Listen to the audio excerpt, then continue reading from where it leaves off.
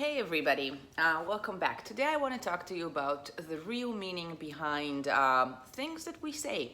Because our brains, the human brain is a very, very functional machine. There's nothing that we do that doesn't have a reason. So everything that we think and everything that we say has a reason too. It's just that more often than not, we don't really know what that reason is. And even more often than that, the reasons behind the things that we do are the aspects that keep us separated and disconnected from the people that we love most. And today we'll be talking about kids. So I'm going to explore some examples with you that I've collected along the years of words, sayings, and sentences that lead to the exact opposite than what we really wanted. Now, the first one is, there's nothing to cry about, honey. Nothing happened. Now, you probably said this 100 million times. So did I. We see this all the time at playgrounds, malls, wherever. Nothing happened. And usually what's attached to this saying is a crying child. Now, us as parents, if our kid comes to us screaming, crying, clearly distressed, the first thing that we want to do is to make sure that, well, nothing really major, nothing serious happened. So we scan the child, we see that no limbs are broken, there's no evident bleeding, and then everything is okay. So we proceed to calm ourselves. Whew, you're okay, mama. Nothing happened. You're not to blame for this, because there's nothing to blame you for, and everything is okay. And then we say that to the child. There's really nothing to cry about. Nothing happened. But this saying has absolutely nothing to do with the child's experience, because the child is clearly crying, so something did happen. Now, if I can't see it, if I can't experience myself, it doesn't mean that it's not there. So whenever we say that, whenever we say nothing happened, there's nothing to cry about, there's nothing to worry about, we are belittling our children's feelings. We are telling them that whatever it is that they're feeling, they shouldn't really be feeling, because nothing really happened. They need to toughen up or man up or grow up, or all those things that we say when we just want our children to stop feeling those feelings that we deem as negative. Those feelings are not negative. They're just unpleasant, and there is room and space for them too. And whenever we tell children that their feelings don't match up our expectations, we perpetuate these feelings. We make them feel small and incompetent and, well, unworthy of their own feelings. So next time, if your child is crying, do your scan, make sure that nothing major really happened. But then lose the exclamation marks and embrace a question mark. Ask what happened. Perhaps your kid is scared, maybe disappointed, or ashamed, or embarrassed, or there are so many options. And if we ask these questions instead of stating statements, then we'll be able to get a real glance into our child's soul. That was the first example. The second example is, it's easy. Come on, you can do that. I'm sure you can do that. This is another sentence that we hear all the time. You can do it. It's a piece of cake for you. I'm sure it is.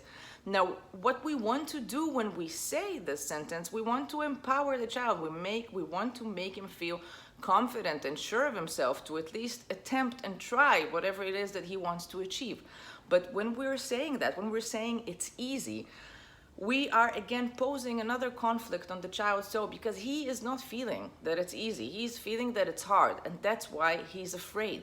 Now, if mom says it's easy and I can do it, but I feel this way, I don't feel that I can do that, then what does it mean about me? What does it mean about my feelings of confidence? What does it say about this task that I want to conquer? Again, it's easy. It might be easy for you, but if it's not easy for the child, ask why. He needs to know that you're there for him. So you can say something like, I can see that you're struggling. I'm here to help you. What do you need? And this goes for every task that you want your child to do, and every task that your child wants to do, yet he is for some reason uncertain about how to approach it. Don't say it's easy. Ask, why are you uncertain? What can I do for you? With an open heart, not with a judgment, so that your kid will always know that he can come to you for help and that you will be there. That's how we connect. Example 3 is very, very, I know it's going to be hard for many listeners. I'm going to talk about, good boy, you're so smart, you're so caring, you're so intelligent. All those labels that we put on kids. Now, even if the label is positive and we think that repeating this label to the child is an empowering experience, more often than not, we are mistaken, because when we have a kid who is constantly the good kid, the smart kid, the helping kid, mommy's little helper, whatever it is, then we no longer see everything that the child does to deserve that label. Because she's smart, of course she got a 90. He's always helping, so of course he did the dishes. And behind this label, we don't see the efforts, we don't see the perseverance, we don't see the struggle. We don't see that she got a 90 because she worked so hard and studied so hard and figured all these things out on her own. We just miss the child's experience behind those labels. And we do that happens with positive and negative labels equally. So instead of talking about who the child is, talk about what they did. You got an A. I am very proud of you. Was it hard? Did you study hard? Things like that. Don't talk about the child. He will or she will make that decision for herself. She will decide what kind of a girl she is. He will decide what kind of a boy he is. But he needs to know that that definition is for him to decide on. The next example is I'm leaving. Another something we hear all the time.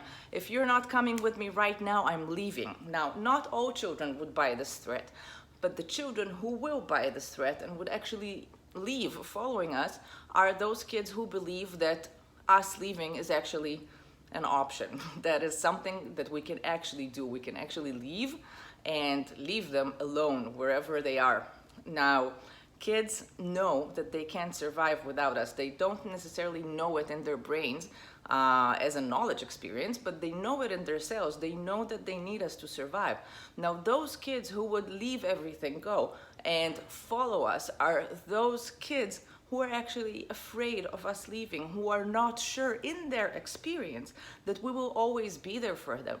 Those are the kids who would be more clingy than others, more hesitant in new settings, more hesitant to approach new people and ask questions and show curiosity about the world.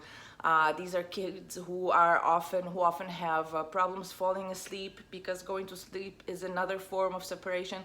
These are kids who are not certain that we are there for them. So make the time to negotiate, to make plans together, to choose a last ride or something. Plan the leaving, have enough time in advance to handle this entire situation, but don't threaten that you will leave the child, because he might actually buy that and follow you, and you don't want that. And the last thing I'll discuss today is sarcasm. Now, like we said, our brains are functional and practical machines. We use sarcasm when we want to express two emotions at the same time. So for example, if we have a child who never gets dressed on his own, and we often ask him to do it on his own and he always refuses and we need to help him, and then one day he comes out of his room and he's all dressed. So instead of saying something like proud and super happy, we're like, oh wow, so you do have the ability to dress on your own. In this sentence, we're saying two things. We are saying the wow, but we're also showing all the disappointment and all the feelings that we have about the child not being able to do it until now. Now, kids don't have the ability to read into all these meanings. What they will hear is the judgment. They will hear the disappointment. They will hear the only thing that they've been hearing about the same subject for as long as the subject was a spoken subject in the house. So we will be perpetuating the same behavior that we wish to change. So if you want to use sarcasm, I get it. It's a great emotional outlet for us adults. Don't do it with children. Don't say, oh, you do know the way to the kitchen, when your kid, who is, well, a loner, finally joined you wherever you are. No, say, wow, honey, I'm really, really happy that you are here with us. Because no matter what happened, your child overcame something that was bugging him in order to do that thing. And that is something that you want to celebrate if you want to see more of that behavior. Now, these were 5 examples to things that we say and lead to the exact opposite outcome with our children. Next time I will be discussing 5 more, so click subscribe to make sure you don't miss it, and see you next time.